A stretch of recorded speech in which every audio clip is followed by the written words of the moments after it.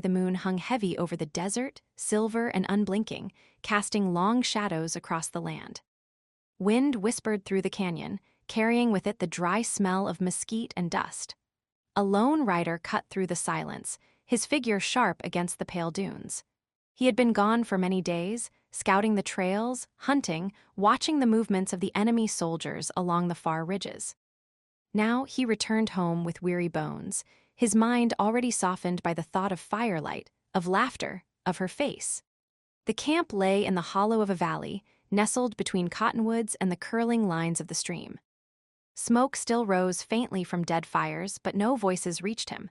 No children running, no women grinding maize, no rhythm of drums, only stillness. His horse shifted uneasily beneath him as they entered. The warrior slid down, boots hitting the ground with a thud, hand resting on the haft of his spear. His eyes scanned the camp. Everything looked abandoned. Half-eaten meals lay scattered, tools left in the dirt, and blankets fluttered where the wind tugged them loose. He knelt, touched the ground, felt the dust. No sign of a struggle, no blood, yet something gnawed at him. He moved swiftly to the lodge where she should have been. The flap was open, swaying, he ducked inside. The space smelled of her, the faint sweetness of sage she often carried, the smoke of her hair, the warm scent of hides where she had slept. But the bed was empty. Her things were still there. The necklace she strung with tiny shells from the river, the woven blanket she had been gifted at the last dance. But she was gone. His chest tightened. He rose, scanning every corner, every crease of the hide walls, as if she might have left a sign. Nothing. He stepped outside again, his breath heavy in the night air.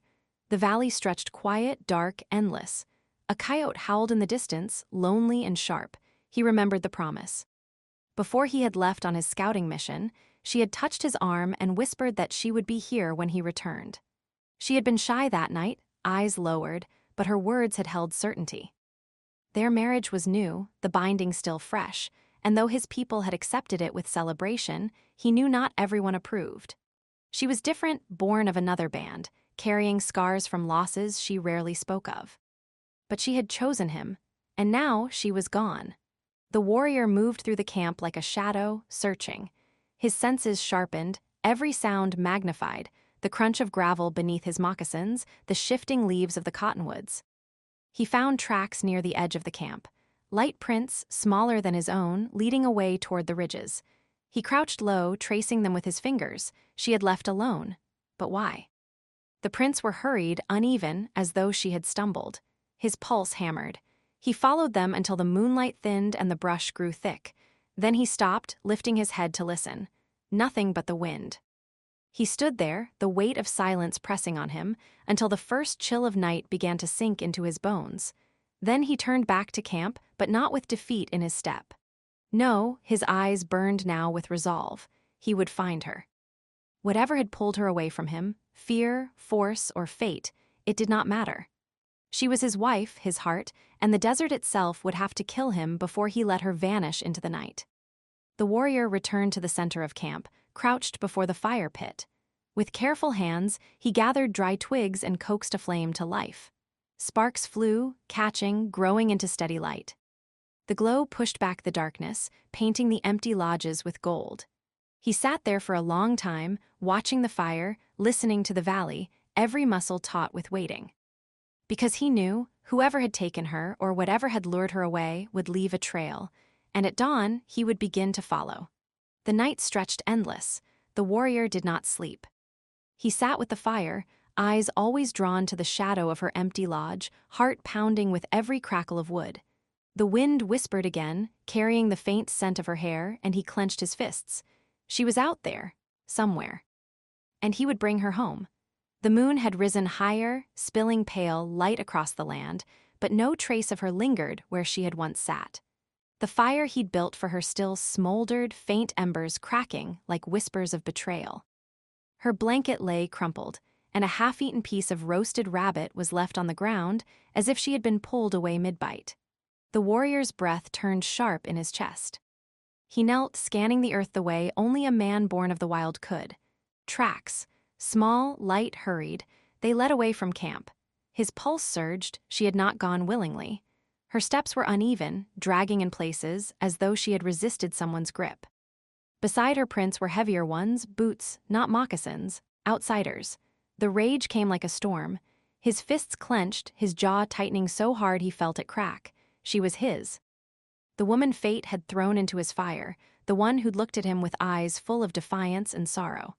And now, taken, the thought seared hotter than any blade. He rose swiftly, slinging his bow over his shoulder, knives strapped against his side. The air was dry, still. He moved like a shadow, his eyes never leaving the faint trail pressed into sand and stone. They led toward the canyon, toward the paths where intruders sometimes crept, traders, scouts, soldiers who thought they could pass unseen through Apache lands. The warrior's mind sharpened to a single point: blood. Whoever dared steal her would pay. He would carve the desert with their screams if he had to. As he followed the tracks, the silence around him shifted. A lone coyote howled from a ridge, its voice ragged and mournful. He took it as an omen. His ancestors were warning him the hunt ahead would not be simple. He crouched low by a rock, touching the ground again. Fresh, minutes, no more. She was close, they were close. His body hummed with violent purpose, but there was something else in him too, something darker, heavier. Fear, not for himself, never for himself, but for her. He had not realized until this night how quickly she had become part of his blood. The warrior pressed forward, each step deliberate, his eyes catching the faint glow of a campfire ahead, hidden in the canyon's bend. Voices carried in the wind, rough, foreign, careless. Laughter. The sound made his stomach twist, and then he heard it. A muffled cry, her voice. The world went silent inside him. His heart became the strike of a war drum. He drew his knife. And he began to move. The canyon swallowed him in silence as he approached, every muscle coiled tight, every nerve burning. The voices grew louder, crude and slurred, like jackals circling a kill. He eased against a boulder and peered around its jagged edge. The campfire snapped, throwing sparks into the air. And there, his jaw hardened, she was. She sat bound, her wrists tied, her face streaked with dirt but her chin lifted in defiance. Even with fear carved into her features, she looked proud, unbroken. That sight pierced him deeper than any blade. She was fighting still, fighting them, fighting fate itself. 3 men loitered near her. Foreigners. Their rifles leaned against a rock while they drank from leather flasks, laughing among themselves, unaware that death had already marked them. One reached toward her, brushing a strand of hair from her face. She jerked her head away and spat at his boots. The men roared with laughter. But the warrior's vision narrowed to red. His fingers flexed around the hilt of his knife. He could storm the fire now, cut them down before they even reached their weapons. But a cold instinct kept him rooted. Too reckless, and one of them might fire, might harm her before he reached them. No, he would not risk it. She was worth patience. She was worth strategy. He slipped back into the shadows, eyes darting for higher ground. The canyon walls jutted upward, with ledges sharp enough to climb. From above, he could strike unseen. His bow whispered to him from his shoulder, the string yearning to sing. The first arrow would silence the loudest one. The second would pierce the hand reaching for his bride. The third, he would save for whoever tried to run. But as he readied, his gaze fell to her again. Their eyes met across the firelight, just for an instant. Hers widened, shimmering with something he couldn't name. Hope, relief, recognition. He pressed a finger to his lips, a silent vow, wait for me. Then he drew the bowstring back. The hunt had begun. The bowstring hummed like a predator's growl. The first arrow flew before breath could escape his lungs. It struck clean through the throat of the loudest man, his laughter breaking off into a wet gurgle. He collapsed into the firelight, clutching at nothing. The other 2 froze. For a heartbeat, confusion painted their faces, then fear. The warrior loosed the second arrow. It caught the man with the wandering hand in the chest, driving him backward with a sharp cry. His body landed hard against the canyon wall, sliding lifeless into the dirt. Only one remained. The survivor scrambled for his rifle, eyes wild, curses spilling from his lips. The warrior released the third arrow, and it buried itself in the man's shoulder. He screamed, the rifle slipping from his grasp as he fell to his knees. The warrior was already moving. He vaulted down from the ledge, landing with a predator's grace. His knife flashed in the firelight as he closed the distance. The wounded man raised his hands in surrender, but there was no mercy here. One swift strike, and silence returned to the canyon. The fire popped, the smell of smoke and blood mingling in the cool desert air. He turned to her. She hadn't moved, her wrists still bound, her back straight as a spear. The warrior dropped to his knees beside her, cutting the ropes from her hands. Her fingers trembled as freedom returned, but her eyes never left his. For a long moment, neither spoke. Words weren't needed. She had trusted him to come, and he had. But the moment was fragile, broken by the reality pressing in around them. Dead men meant more might come. Whoever had taken her had allies, men who would notice the silence, who would notice the missing guards. He helped her rise, steadying her with a hand at her back. The fire painted their shadows tall across the canyon wall, warrior and bride standing together in the flickering glow. Her voice, raw but steady, finally broke the quiet.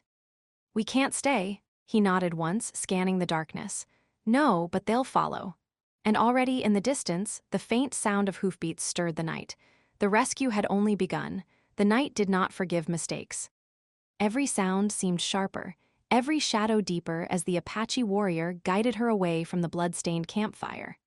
The desert was alive with whispers, the rustle of dry grass, the crack of distant hoofbeats, the cry of a night hawk circling overhead.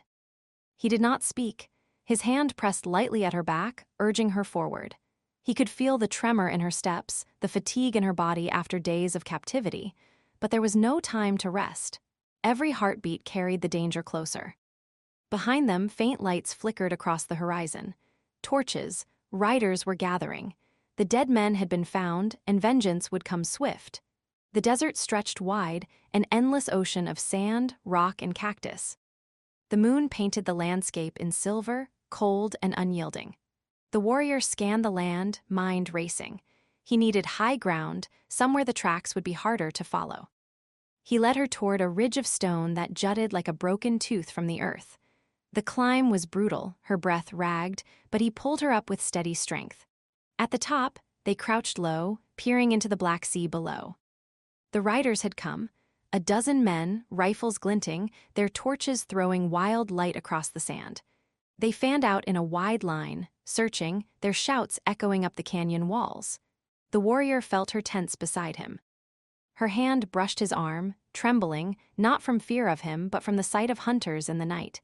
He leaned close, whispering for the first time since the escape. "They cannot see us if we are shadows."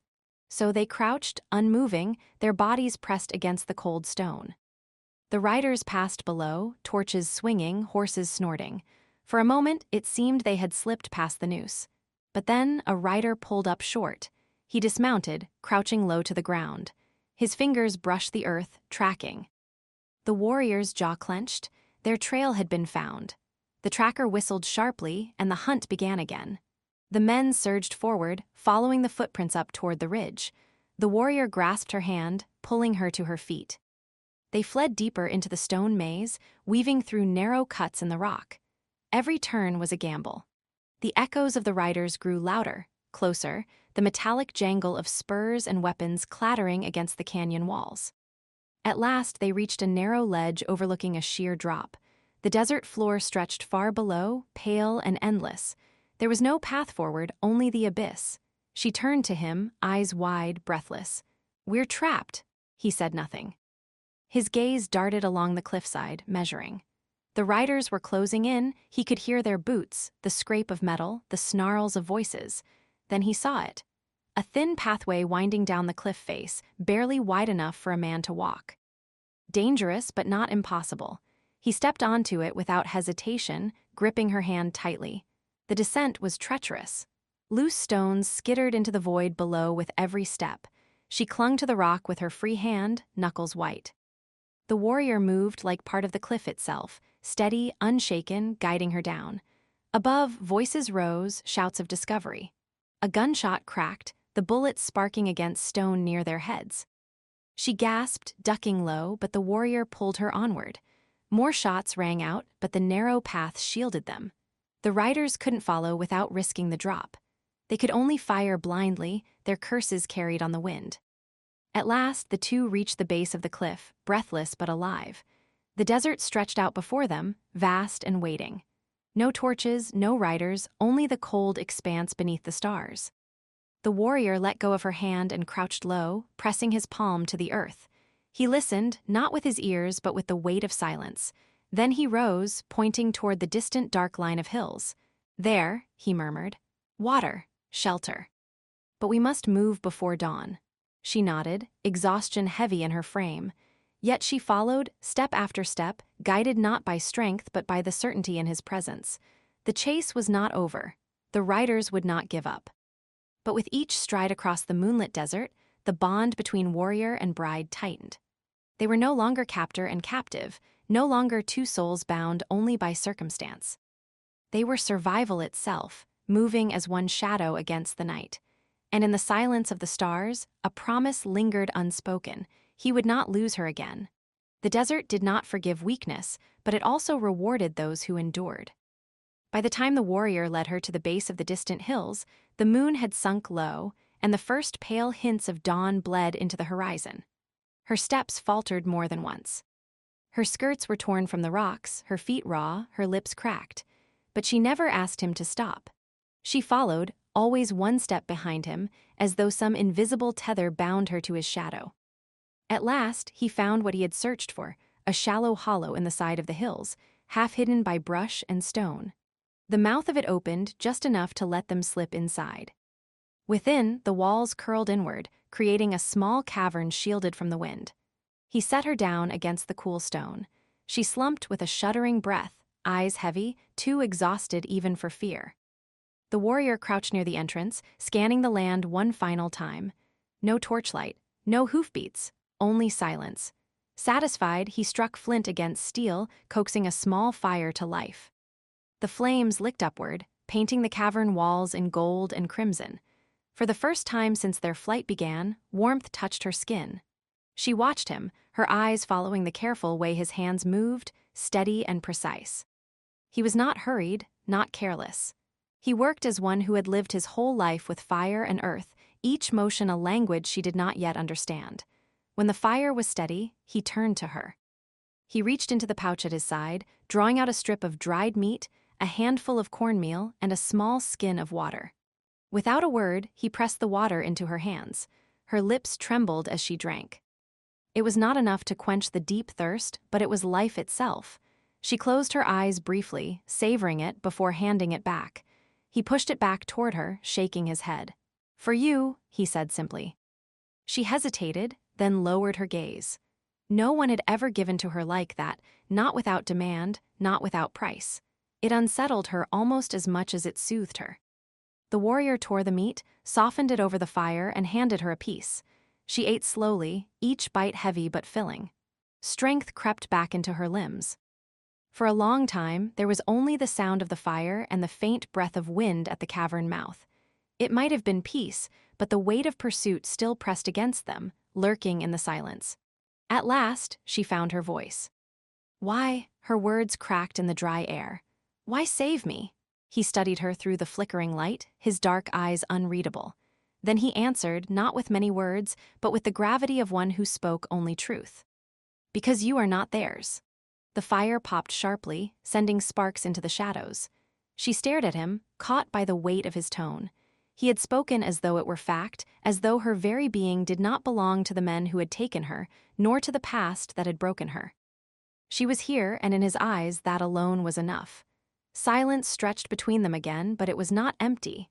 It was thick, almost suffocating, charged with something she could not name.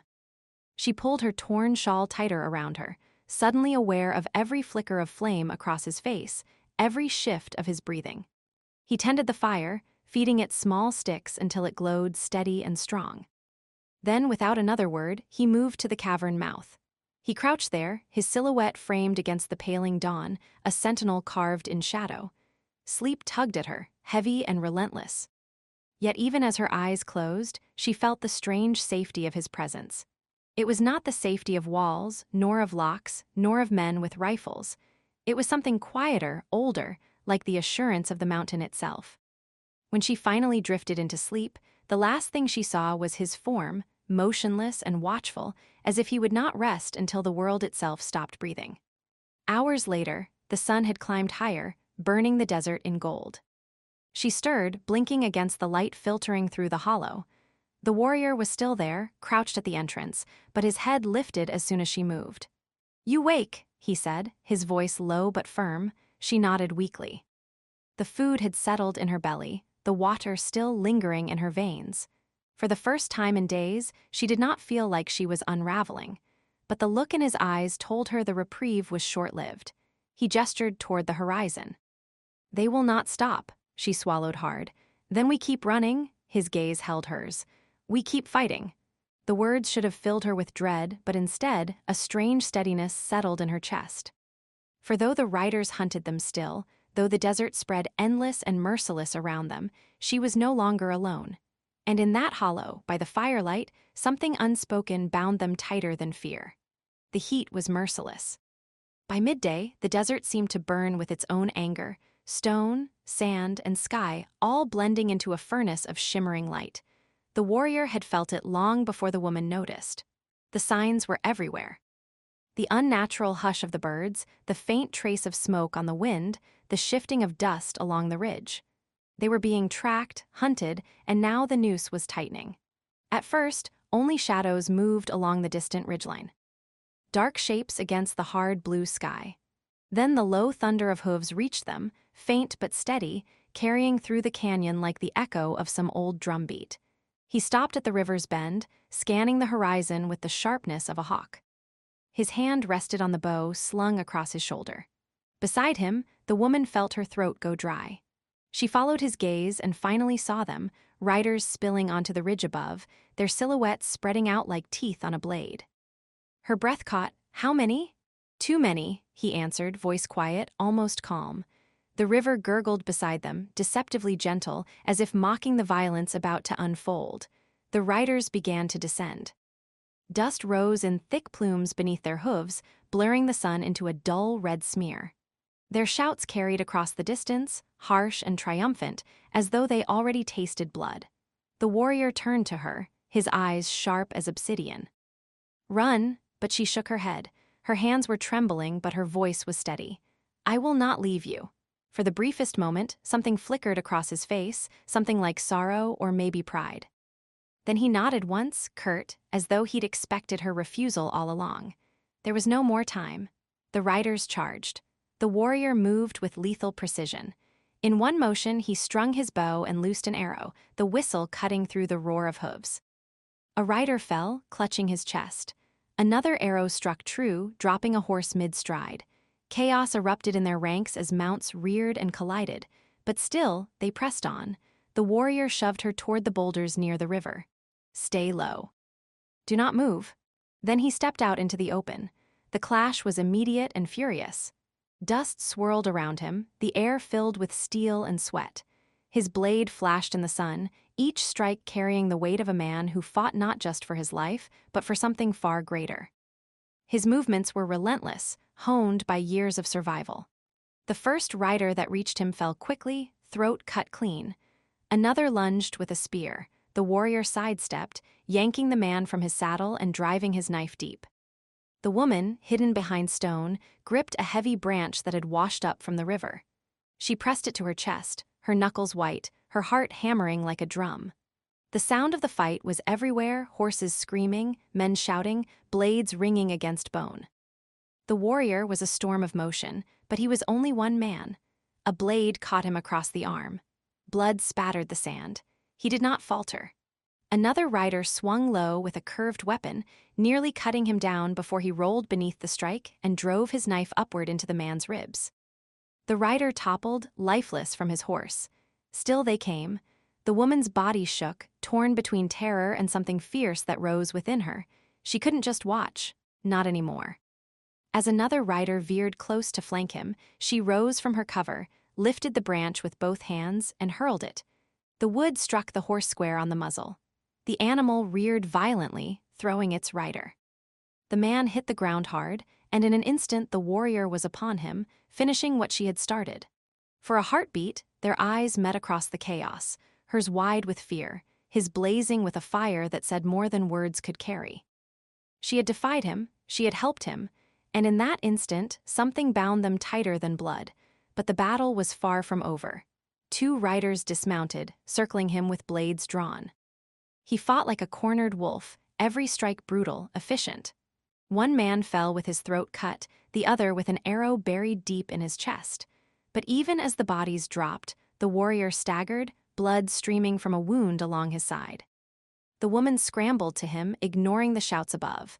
She pressed a hand to his wound, but he shoved her away, his breath ragged. Not now. From the ridge, more riders appeared. Their numbers were thinning, but not broken. The survivors regrouped, fury blazing in their eyes. The warrior gritted his teeth. He knew what this meant. This was no single skirmish, this was the beginning of a war. "Go!" he barked, grabbing her hand and pulling her into motion. They dashed along the riverbank, the world a blur of dust, blood, and shouting.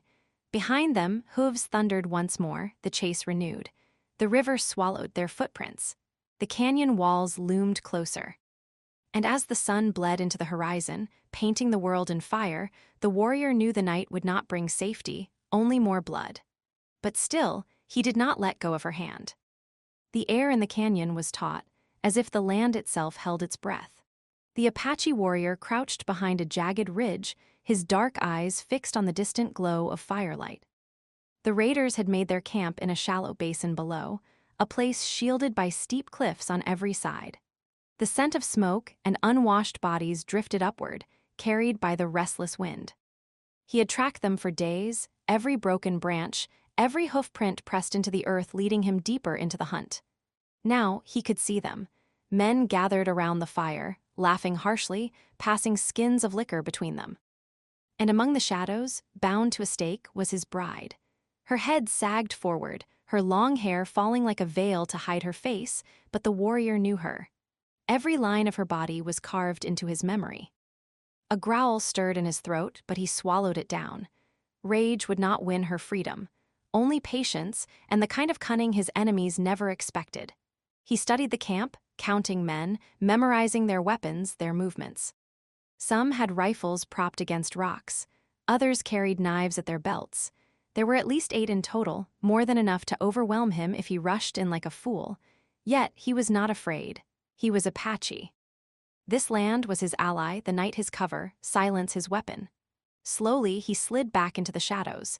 He needed more than courage. He needed a plan. By moonrise, he returned. The warrior carried more than his bow and knife. From the brush, he had gathered stones, branches, and dry leaves. He set them carefully along the ridges above the raiders' camp, preparing distractions that would bend the night to his will. His people had always fought not with numbers, but with wits, using the land to their advantage. When the time was right, he drew a sharp breath and loosed his first stone. It clattered down the canyon wall, striking the rocks with a sharp echo. The raiders paused, turning their heads. One grabbed his rifle, peering into the dark. The warrior smiled grimly. Another stone followed, this one farther to the east. The men shouted, voices tangled with confusion.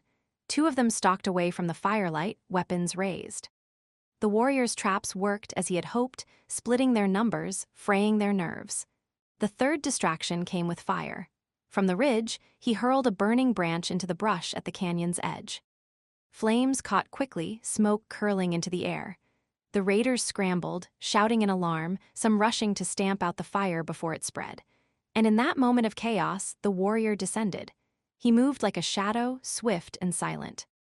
The first man he encountered never even drew breath before the warrior's knife found his throat. The body crumpled into the dirt, lifeless. Another turned, eyes wide, but too slow. The warrior's bowstring thrummed, the arrow striking true into the man's chest. He fell backward into the firelight, his scream piercing the night.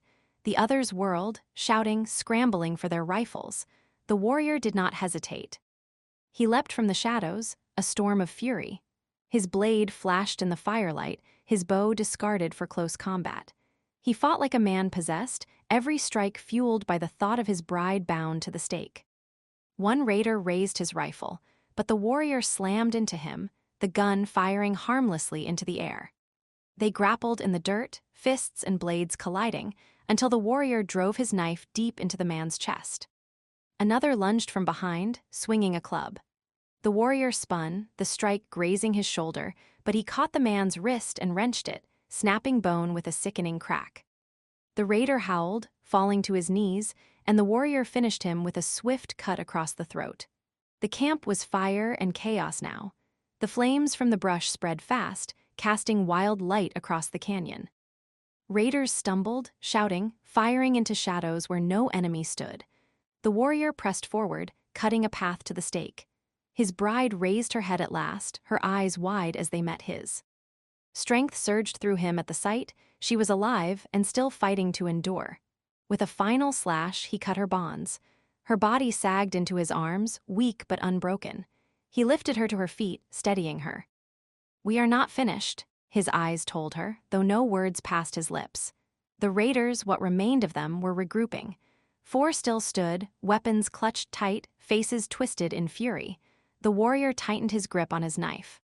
He could not flee yet, not with enemies still standing, not with his woman at his side and the canyon walls trapping them within. The battle was not yet won. The true storm was still to come.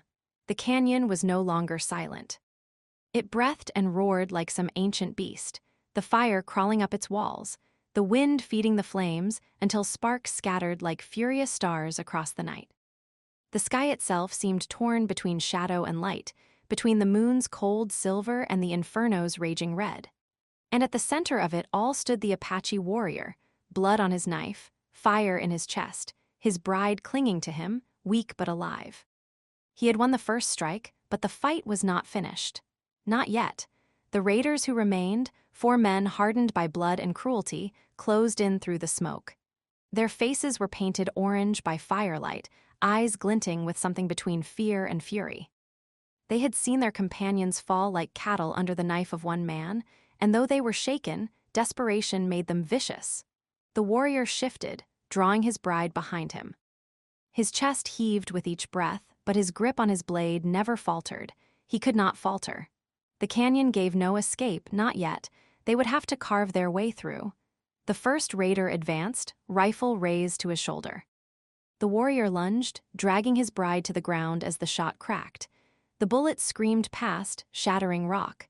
Before the raider could reload, the Apache was on his feet again, knife in hand, sprinting across the firelit dirt. He struck fast. The raider stumbled backward, fumbling with powder and ball, but the knife was quicker than any reload. The blade found ribs, sliding deep into the man's chest. A scream tore from his throat before it collapsed into a wet gurgle. The warrior ripped his knife free just as another came rushing in, swinging an axe. Steel met steel with a shower of sparks as the warrior caught the shaft with his blade, twisting hard. The axe wrenched sideways, burying itself in the ground. The warrior drove his elbow into the raider's jaw, sending teeth and blood spraying. The man crumpled but not dead. The warrior did not hesitate. He slammed his knife into the raider's throat. The body spasmed once, then stilled. 2 left.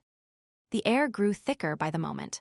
The brushfires the warrior had sparked earlier were now raging, smoke rolling through the canyon like a tide. Visibility shrank to mere feet. The fire hissed and snapped, throwing shadows that danced like specters across the stone walls. The remaining raiders were clever enough not to charge blindly. They spread out, one vanishing into the smoke on the left, the other on the right. The warrior's ears strained. Every crack of fire, every crunch of dirt, every shift of the wind could betray their movement. Behind him, his bride struggled to stay upright. Her wrists were raw from rope burns, her voice hoarse from thirst, but her spirit was unbroken. She bent to pick up a fallen knife from one of the dead raiders, holding it tight even though her hands trembled. The warrior's heart surged at the sight she would fight, even wounded, even near collapse. She was his equal in spirit. His blood boiled hotter at the thought of losing her. He crouched, pressing his palm to the earth, feeling its vibrations. There, a footstep to his right. He spun as the raider lunged from the smoke, blade glinting. The warrior ducked, the knife grazing his cheek. He surged upward, slamming his shoulder into the raider's chest. They tumbled to the ground, dirt and sparks flying. The warrior's knife flashed, but the raider caught his wrist, forcing the blade aside. They grappled, muscles straining, rolling in the dirt. The raider was strong, his face twisted in rage, his hands clawing for the warrior's throat. The warrior let him press down, let him believe he was winning. Then, with a sudden twist, he slammed his forehead into the raider's nose. Bone cracked, blood sprayed. The grip loosened just long enough. The Apache drove his knife downward. Once, twice, again, until the raider's body went limp. But before he could rise, a gunshot split the air. Agony ripped through his side. He staggered, knife still clutched in blood-slick fingers, as smoke cleared to reveal the last raider lowering his rifle. The shot had hit deep, just under his ribs, fire searing through muscle. Blood poured hot and fast, staining his tunic. The warrior gritted his teeth. He would not fall, not here, not now. His bride screamed his name, rushing toward him, but the warrior barked a sharp command, "Stay back," his voice hoarse but firm. She froze, torn between fear and obedience. The last raider sneered, already reloading. Powder, ball, ramrod. Each second was precious, and the warrior knew he had only one chance. He pushed through the pain, dragging himself to his feet. His breath came ragged, each inhale a dagger in his chest. But his eyes blazed with the fire of his ancestors, the spirits of warriors before him. He sprinted. The raider fumbled, panic flashing across his face as the Apache closed the distance. He lifted the rifle, half-loaded, trying to aim. Too late. The warrior crashed into him with all the fury left in his body. The rifle clattered to the dirt. The two men struggled, fists and blades flashing in the fire's glow. The raider clawed at the warrior's wound, fingers digging into blood. Pain exploded, but the Apache did not relent. He seized the raider's wrist, twisted, and forced the man's own knife against his throat. With a guttural roar, he drove it in. The raider's body convulsed once, then sagged into silence. It was done. The warrior staggered, blood dripping from his side, his chest heaving like a bellows. The flames crackled around them, consuming tents, carts, and bodies alike. Horses screamed in panic, tearing free of their tethers, hooves pounding into the night as they fled the burning canyon. His bride was at his side in moments, her hands clutching his face, her eyes frantic as they darted to his wound. Tears streaked through the soot on her cheeks, but her grip was steady. "You are alive," she whispered, voice breaking. "You are alive." The warrior's hand found hers, squeezing with what strength he had left. His lips curved into the faintest of smiles. "We both are," but the fire was spreading fast. The canyon would become a tomb if they lingered. He forced himself upright, ignoring the pain that flared through every nerve. With his free arm, he pulled her close, guiding her toward the narrow trail that wound up the canyon wall. Each step was agony, but the thought of failing her burned hotter than any wound. The trail was steep, jagged rocks jutting like teeth. Smoke chased them, filling their lungs, stinging their eyes. More than once, the warrior stumbled, nearly falling, but his bride slipped under his arm, lending him her strength. Step by step, they climbed. Behind them, the camp burned to ash, the screams of dying men swallowed by the fire's roar. Ahead, the stars shone faintly, a promise of freedom beyond the smoke. At last, they reached the rim. The warrior collapsed to his knees, gasping, blood soaking his side. His bride knelt beside him, her trembling hands pressing cloth against the wound. "You will not leave me," she said fiercely, as if daring the spirits themselves to defy her. "You will not." The warrior's eyes met hers, heavy with exhaustion but bright with something deeper. "Not while breath is in me." The night wind swept across the plain, cool against their burning skin. The canyon smoldered below, its fury spent. And in the vast silence that followed, broken only by their ragged breathing, the warrior and his bride held each other. They had survived. Together. But survival was only the beginning. The land was wide and danger never far. Yet for now, the warrior allowed himself the smallest of mercies, rest, and the warmth of the woman who had endured the fire with him. The story of their love was not over. It had only just begun.